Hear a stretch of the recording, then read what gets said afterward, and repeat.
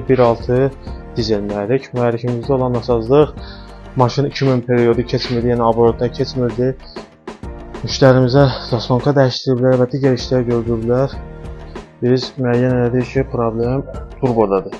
Yəni turbonun içində problemlər var. Hal-hazırda turbo sökülüb.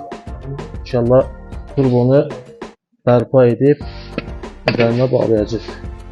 Bunların turbosu da kollektorundan birlikdə çıxır. Bu şəkildə. Yəni diaqnostika eləyəndə də zaslonkaya aşıqlar verir.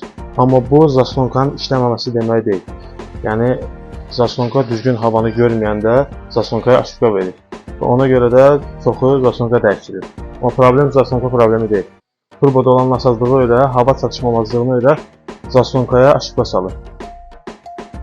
İndi inşallah turbonu təmir edib, üstünə bərpa edib nəticəni sizə paylaşacağım. Bunda Elentra 2016-cı il 2 dizel mühərrik. Mühərrikdə problem turbodadır. Turbo söküldü, daxilində olan paçinliklər dəyişildi. Diagnostika basıldı, adaptasiya verildi, üstdən sınıqlı olundu.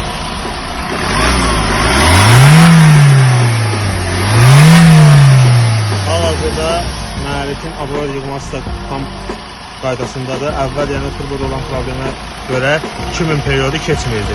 İndi Allah şükürlər olsun ki, demək olar ki, məsələ həll olundu və problem oradan getdi.